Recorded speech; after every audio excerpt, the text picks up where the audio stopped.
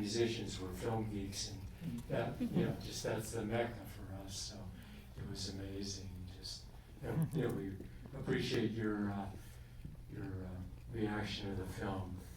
You never know. Russell, how about you?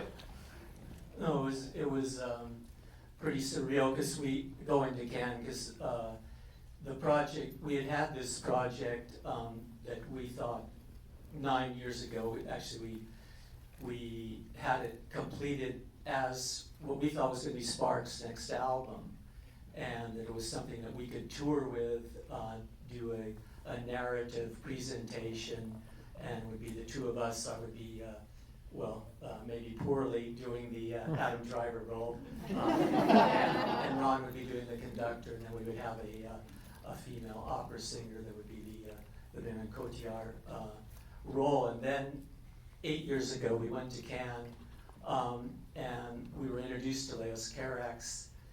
We wanted to thank him because he had used one of Sparks' songs in his last film, Holy Motors, and you know, we got along really well with him. We thought, you know, he was kind of a kindred spirits of sort. He's a very singular filmmaker, and you know, Sparks is a sort of a very singular type band.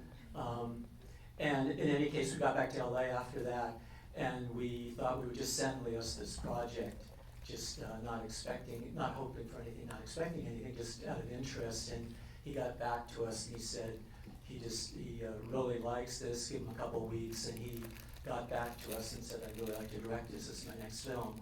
So 8 years later, we're at the Cannes Film Festival on the opening night film. So. Wow. Ron, I want to ask you, 8 years. So what happened during those 8 years, and how far along was the film, or was the musical before Leos came on?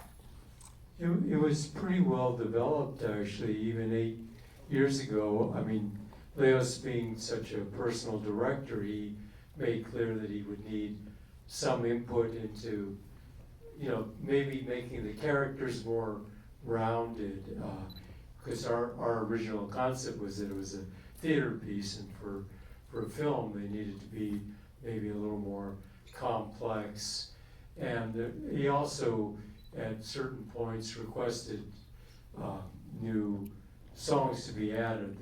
The last major piece, The Abyss, was something that wasn't there in our original piece, and also Girl from the Middle of Nowhere, where it's establishing Anne's past and, you know, kind of how she's gotten to where she is and how she feels now. But in general, it was fairly developed at the time. And the one thing that we really discussed early on, I mean, aside from just the specifics of this film, was just our mutual sensibility about what a modern film musical should be.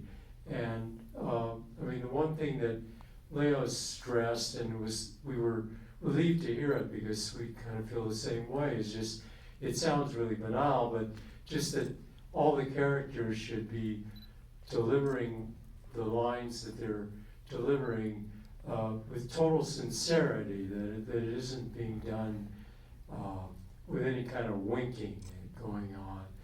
And, you know, also I think maybe not quite as specifically stated was just the idea that kind of the typical more Broadway, but also kind of transferred to a lot of modern musicals, the idea of choreography in a standard kind of way. There is choreography within the film, but it's very subtle, the movements, and so the idea of people kind of dancing in the streets, Leos didn't, it wasn't something that he was interested in, and we felt the same. So in any case, it's a long way of saying that we shared the basic sensibility of what a modern movie musical should be.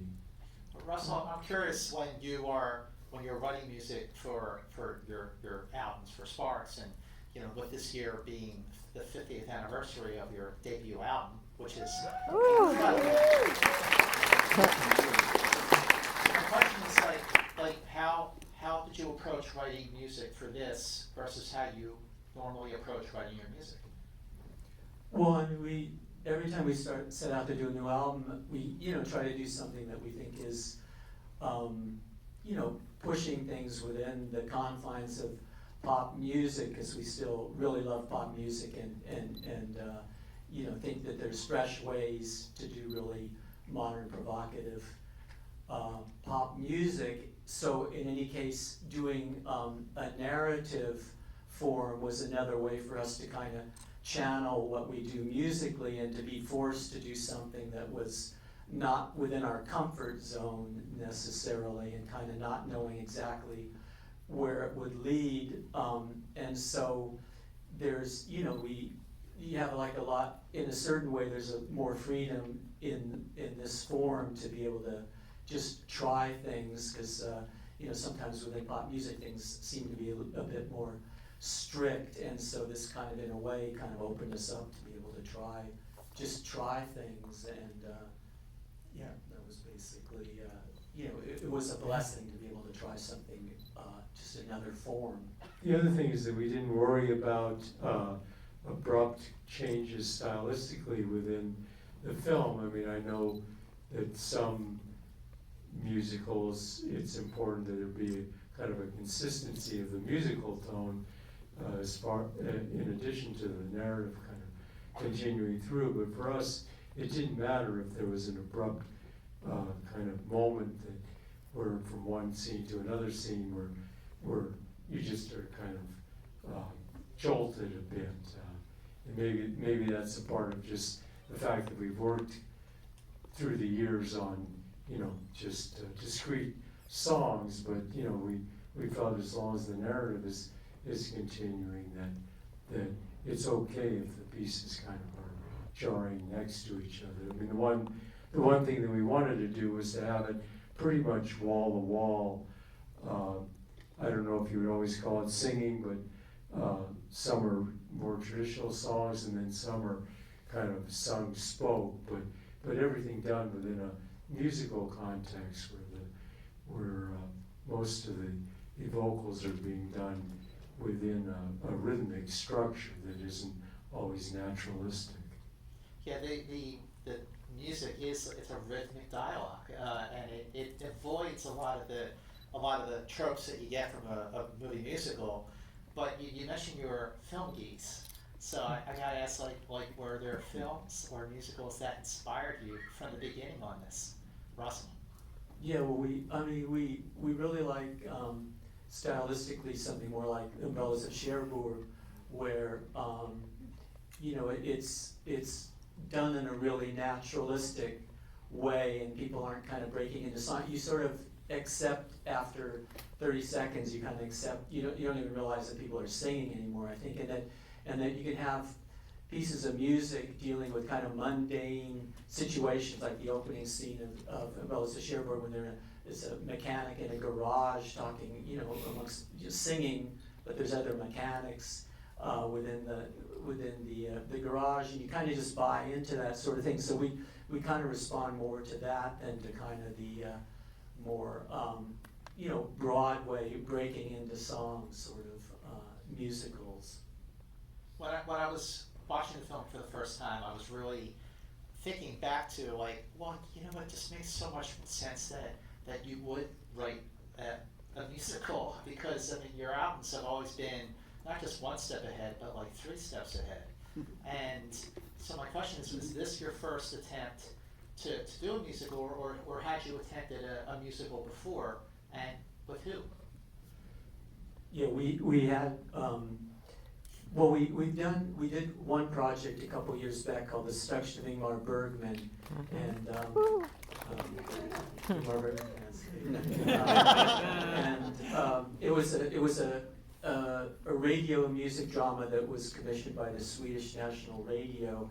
They gave us kind of free rein to do whatever we wanted to do, as long as we could incorporate something Swedish within it. So we like Ingmar Bergman, so it is a story. I won't get into that. Anyway, so that was one longer project that we did that was a narrative, and then we had another project well before that, that was another musical. It was to be a movie musical and was going to be directed by Tim Burton, and it's called My the Psychic Girl, and it's based on a Japanese manga, and it was also all sung as well. And then for various reasons, after about a year working with Tim on it, he decided he's one of the directors that has 15 projects in development, and Chaleos is, to his credit, through the 8 years we worked with him, he had no other films that he was working on, but the focus was completely there, and so that was something that made, I think, the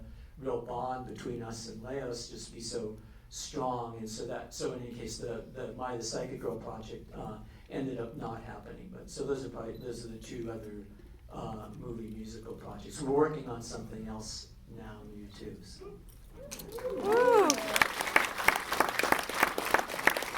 So working on those other projects and having them get almost there, how did you feel like you were ready for this, even though it took 9 years to get to this point? Well, I think that we have, we're kind of naive and kind of always thinking that things are gonna happen. And so, so we went at this, if we kind of had kind of a little bit of a feeling that, well, in the past this hasn't worked out, maybe we should kind of, not even get involved, but we were totally invested in this. We thought the project was so special, and we loved the films of Leos Carax, and so it kind of, you kind of get more courageous when a director like Leos is kind of affirming what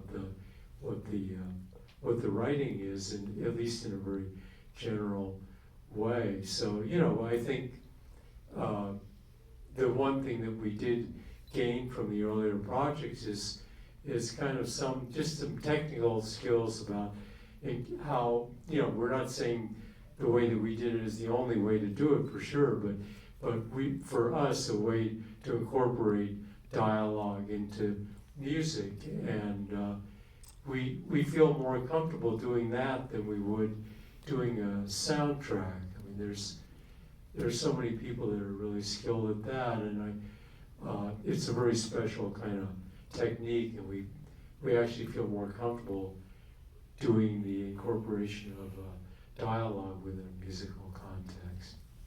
Russell, how involved were you guys in casting? We weren't. I mean, we were consulted, but it was basically Leos's idea to. Initially, Adam was the first person that was kind of approached, and we were really happy, and that Leos had thought of him to do it, and we were happily surprised that Adam responded to the material and to our story and everything, and he was committed to it probably 5 years ago, and we had met with him early on. He had come to we have a small studio, and he came to our studio, and we discussed the tone of the singing and all of that, and Adam was really on the same page as we were as to what a musical should be, and that the more naturalistic sort of style of singing, and almost from a guy coming more from almost a band sensibility than from a Broadway, the broad style of singing and stuff. And so Adam was the first person, and to his credit too, he stuck with the project for 5 years, and right when we first met with him, he was just going off to do Star Wars, so we thought, oh God. Not a critique of Star Wars, but oh God, there goes Adam.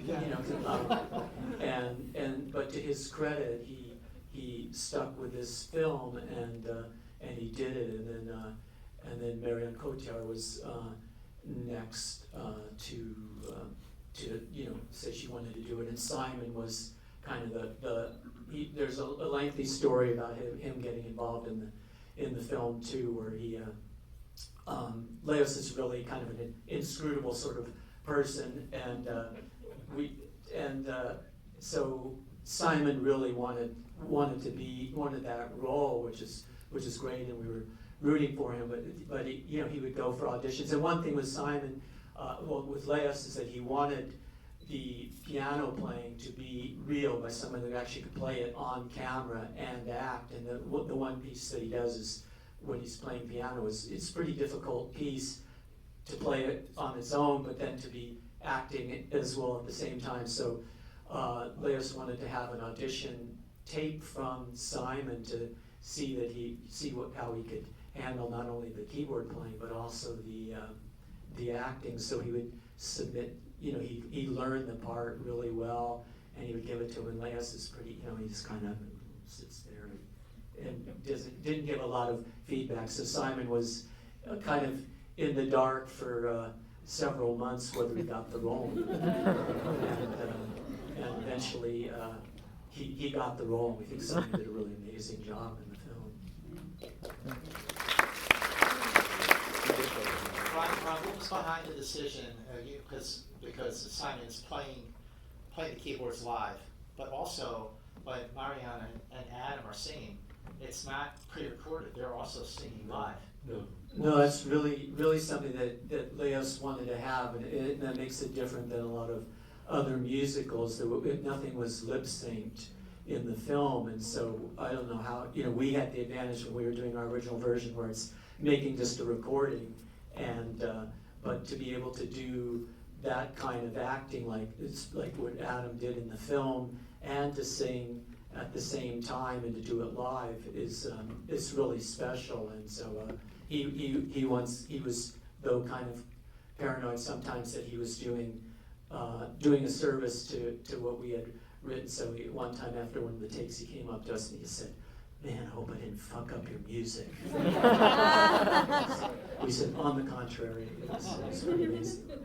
What's your take on working with this cast? Oh, they were extraordinary. I mean, you know, if we could have chosen the ideal people, in the end, it would have been these three people. And I mean, just stylistically, I mean, that it worked out really well because they all understood that the tone of it should be more naturalistic and less kind of. I mean, I hate to use Broadway in a pejorative sense, but because there are many Broadway musicals that I love, but just the idea of kind of like waving your arms a lot, you know, and so just the idea of kind of being toned down and really just acting, but within a musical context, was something that Adam and Marianne and Simon all really understood and were able to kind of convey, each in their own way. And just technically, it isn't that you would, you know, say, "God, that guy's an amazing singer," but it's perfect within the film and in the character, and you know, we couldn't have been more pleased. I mean, Leos really, you know, he really made the right choices, and you know, he chose Adam pretty early on. I mean, it was at the time of Girls, I believe, that they chose him. He saw something in him, and he was right. Wow. How was the shoot? Like, how was Leos' directing? Like, how long was the shoot, Russell? I think it was about 2.5 months, and most of it was shot.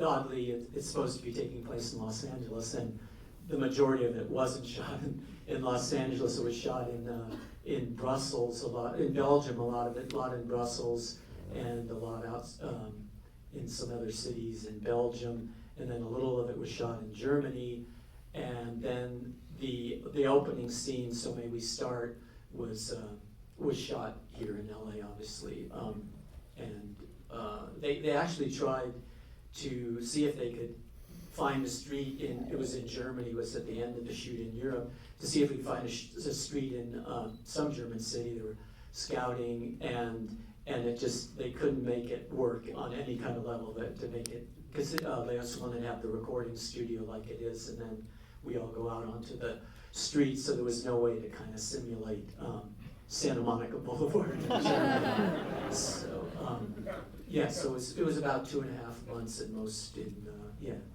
Brussels. And Sure.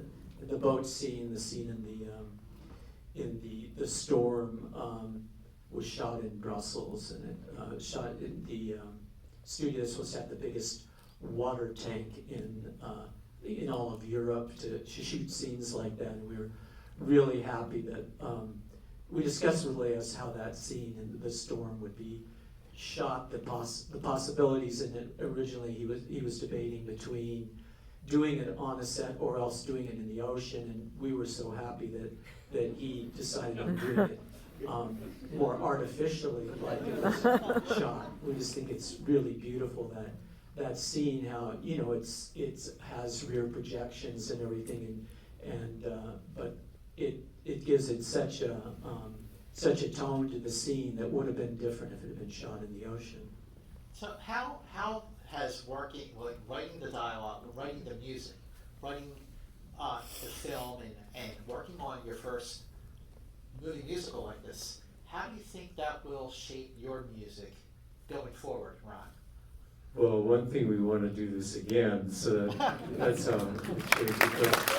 But the other thing is that we also realize, you know, how much it means to us just to do discrete spark songs. So I think that, you know, working on both is ideal for us, just to, in a musical kind of way of keeping really interested in what we're doing, and I think just the idea of the tools that, you know, you hate to be so kind of mechanical about stuff, but just we feel we have more access to what we can use in Sparks material by working on a movie musical. I mean, a lot of times people mention that our work is in some sense cinematic, not necessarily just with sounding like the soundtrack, but just the scope of either the lyrical images or I don't know, the feel of it or something. But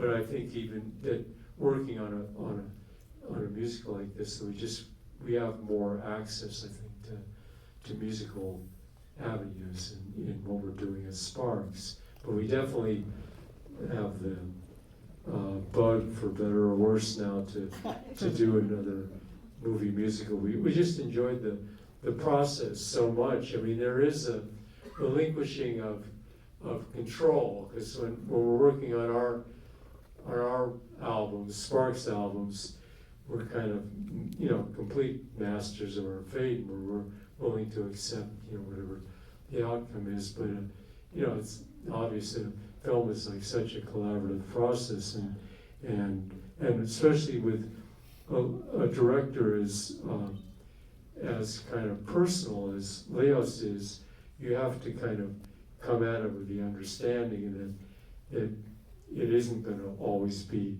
your way, but you know, we couldn't be more thrilled with the final result. We don't feel that in any way that there were compromises made. It was only opened up by Leos's vision. Yeah, before I take questions from the audience, and please, I mean, it's been so long we've been able to do an in-theater Q&A, so if you got questions, please get them ready. But I do want to ask, this year, between Annette and the Edgar Wright documentary, The Sparks Brothers, it's, the 50th anniversary of when you were Helen Nelson. I mean, what is your take on just like this meta moment that you guys are having? I mean, it's awesome. No, it's awesome.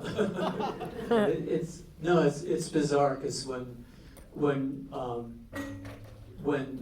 they had the release dates for Edgar's documentary, you know, it was gonna, oh God, after all this time, the two films are gonna be coming out almost simultaneously, and we had thought, is that a good idea or not? But in the end, it's really worked out well, because somehow the two films kind of have been going hand in hand. Whenever we talk about one, it kind of leads to the other, and so it couldn't have been timed better, and especially in the documentary too. talks about the projects that didn't happen with our film, the film projects like we had mentioned are discussed in the documentary. And so Edgar Wright feels really vindicated too that Annette happened, so that the conclusion of his documentary is on a upbeat ending as opposed to what it might have been. Could have been a tragedy.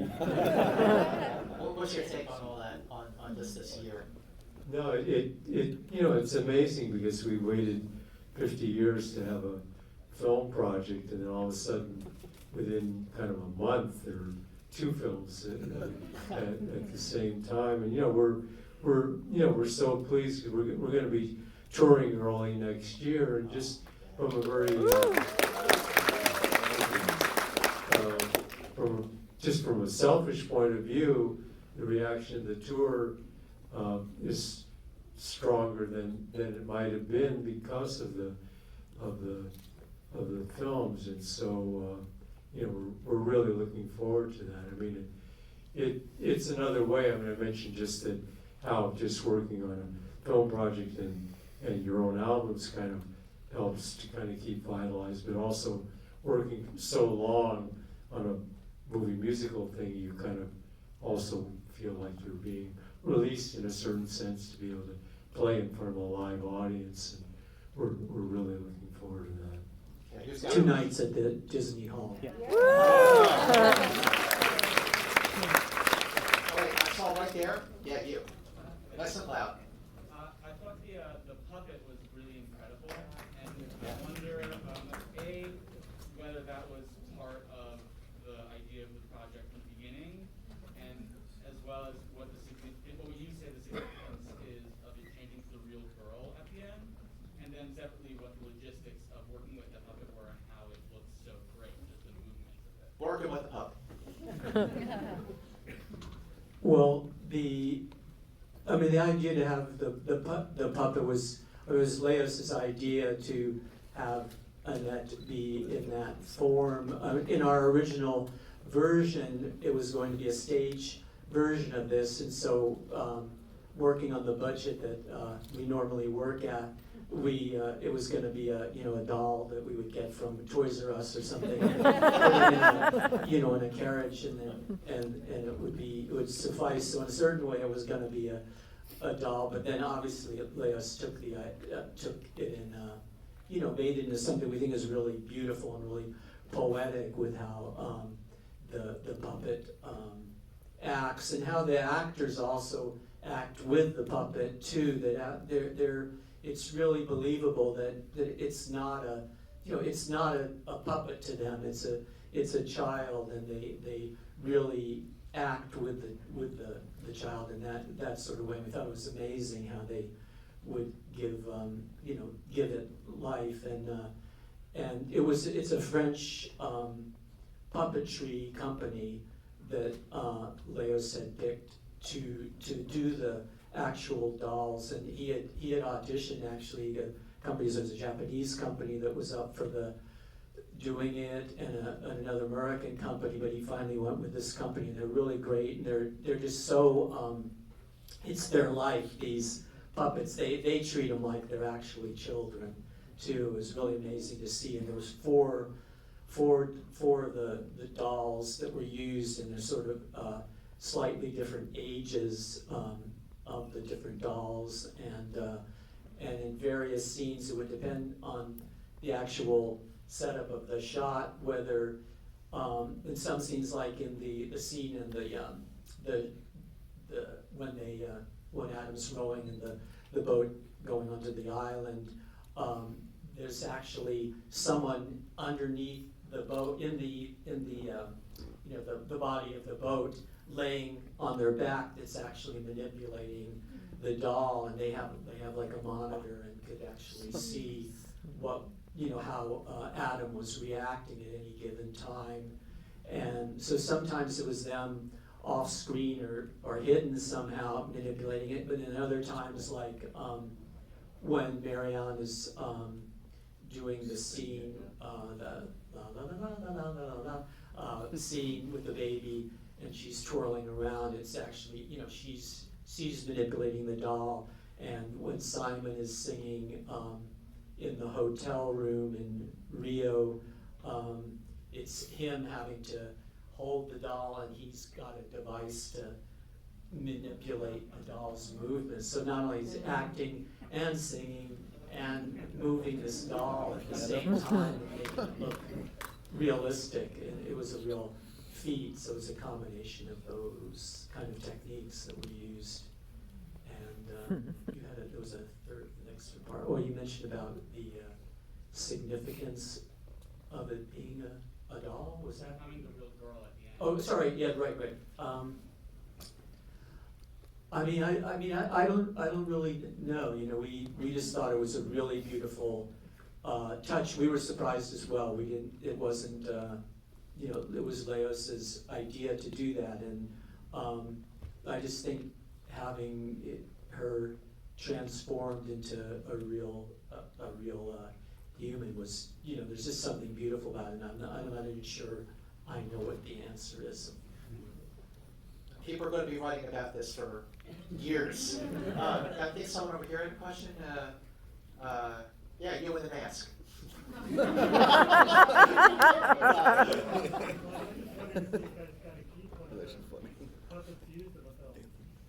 No, unfortunately not. We're real souvenir hounds too. But, no, we didn't. They have those. There's going to be an exhibition next spring in Paris at the Pompidou Center, a retrospective of Leos's work, and so the puppeteers are actually going to be there and be part of the exhibit with the puppets. So I just want to say, as we're exiting, if you all just stay seated while we bolt. But so you saw the credits. So what are they saying? They're saying, tell a friend, tell a stranger, or better yet, you know what, ladies and gentlemen, go on social media, go on Facebook, go on Instagram, Twitter. If you're doing that, if you're using MySpace, that's totally cool. But please tell everyone to see Annette. And thank you so much, Ron. Congratulations.